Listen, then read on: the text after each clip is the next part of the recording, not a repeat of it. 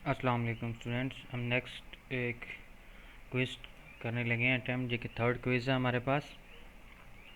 In case of creating the provision for discount on dates, ये हमारे पास ये क्वेश्चन रिपीट हो रहा है फिर कि प्रोविजन फॉर डिस्काउंट किसको हम ऑन डेट्स हो तो किसको हम डेबिट करेंगे। तो ये हमारे पास होगा डिस्काउंट अलाउड अकाउंट, ये हमारे पास थर्ड ऑप्शन है।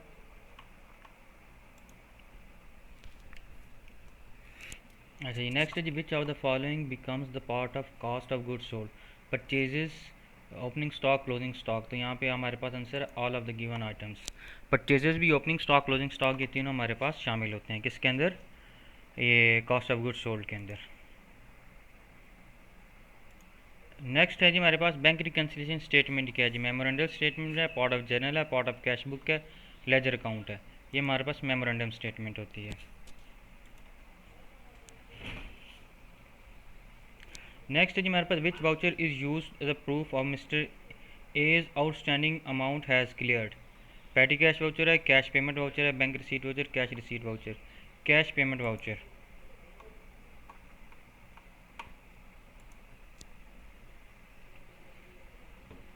विच of the following is known as income statement?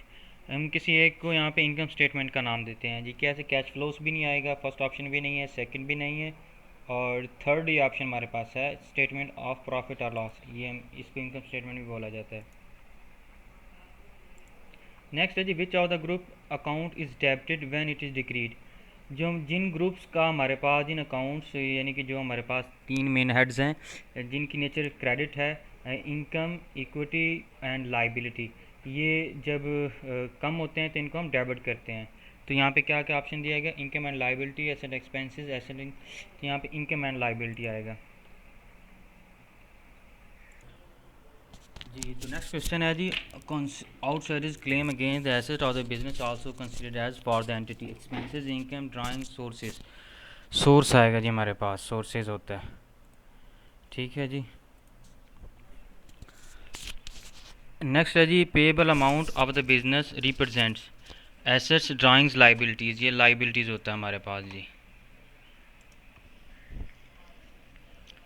Next है जी, bank reconciliation statement is prepared by of the business, accountant होगा जी।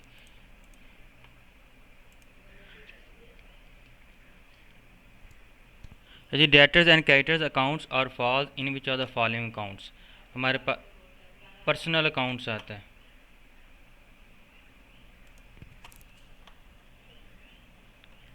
अच्छा, losses sustained by the business reduces equity, creditors, liabilities and expenses. Equity को reduce कर देते हैं, losses होते हैं जो।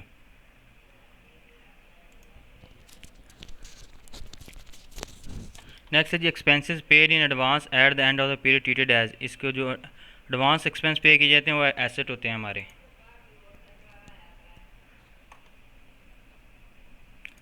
जी, नेक्स्ट क्वेश्चन है, इन case of goods sold on credit basis is debited. जब हम गुड्स सोल्ड करते हैं क्रेडिट के ऊपर तो किस चीज़ को डेबिट करेंगे? हम क्या, डेटर्स अकाउंट को डेबिट किया जाएगा। ठीक है जी। नेक्स्ट है जी, matching principle is applied accrual basis पे, both accrual and cash basis पे, नॉन कैश बेसिस पे। हमारे पास मैचिंग प्रिंसिपल होता है अक्रूवल बेसिस पे अप्लाई होता है।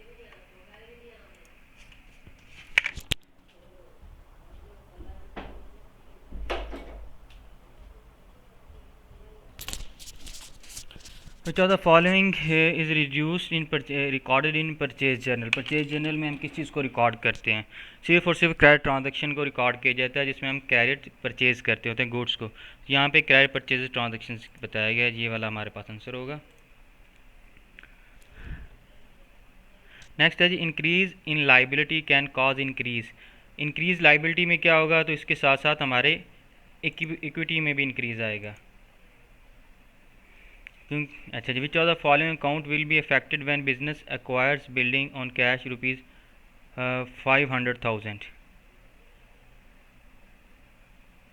तो जी, accounts will be affected when business building ली है 5 लाख कैश के ऊपर, तो bank account, capital account, expense account, building account हमारे पास ये जी। तो बिल्डिंग अकाउंट अफेक्ट होगा हमारे पास। ठीक है जी। Next, expenses are recorded when incurred either paid और not according to accrual counting.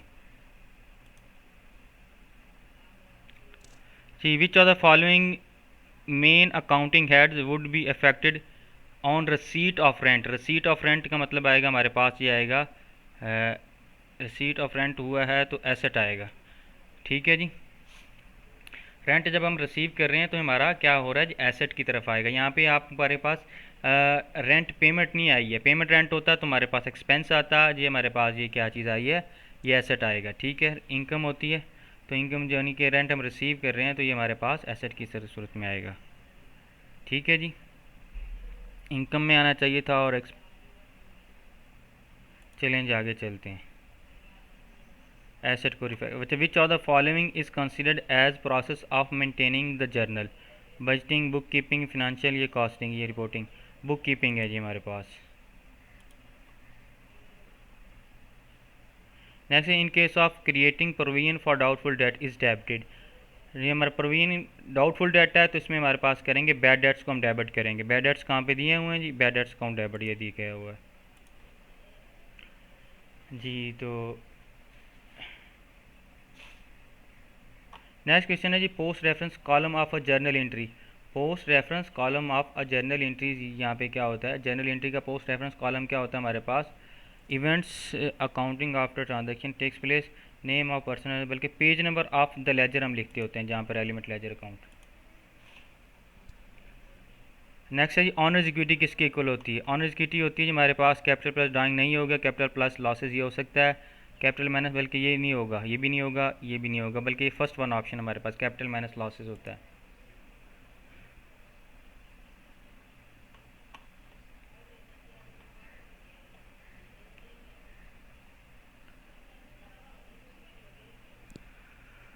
अच्छा जी,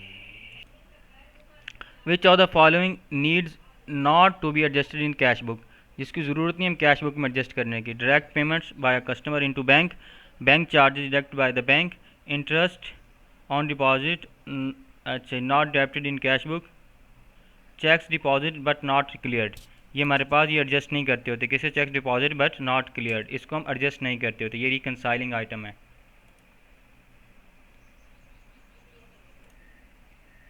तो जी, the fees earn accounts will fall under which of the following classification of accounts. तो ये फीस वाला ये हमारे पास रेवेन्यू आएगा, फीस हमने अर्न किया है। नेक्स्ट है जी, expenses incurred but not yet paid till the end of the accounting period treated as in the balance sheet. Expense हो गए हैं लेकिन हमने उनको अभी पे नहीं किया और अकाउंटिंग पीरियड के अंदर तो हमारे पास ये होंगे लाइबिलिटी के तौर पे आएंगे ये। नेक्स्ट क्वेश्चन है जी, which of the following is a debit entry on the bank statement that might not appear in the cash book। a standing order है, a credit transfer है, unpresented check है, and uncredited check।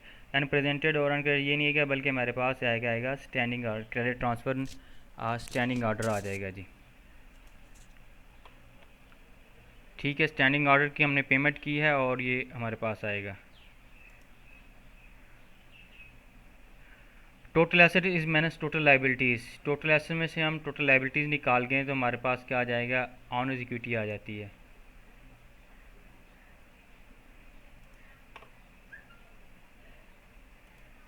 नेक्स्ट क्या है जी, in case of creating provision for doubtful debt. In case of provision for doubtful debt is credit, किसको credit किया जाएगा doubtful debt में, तो प्रोविजन फॉर डाउटफुल डेट जो है ये क्रेडिट होगा। प्रोविजन फॉर डाउटफुल डेट इसको हम क्रेडिट करेंगे, ये दिखा भी होगा provision for doubtful debts account, ये क्रेडिट होगा।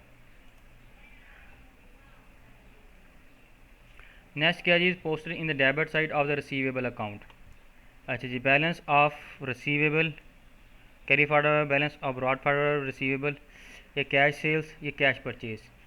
अच्छा जी, हम क्या करते हैं debit side of receivable account. Receivable account के ऊपर आपके पास कैश परचेजेस तो आएगा ही नहीं और ना ही आपके पास ये आएगा कैश सेल्स, बल्कि क्या आ जाएगा बैलेंस ऑफ कैरी फॉरवर्ड आएगा या बैलेंस ऑफ ब्रॉड फॉरवर्ड। ये हमारे पास किस बोल है डेबिट साइड के ऊपर, तो डेबिट साइड के ऊपर ब्रॉड फॉरवर्ड आता होता है, balance of brought forward receivable हम लिखते होते हैं। तो स्टूडेंट ये क्विज़ एंड हो गया है, तो मिलते हैं फिर नेक्स्ट क्विज़ की वीडियो में। अल्लाह हाफिज़, अस्सलाम वालेकुम।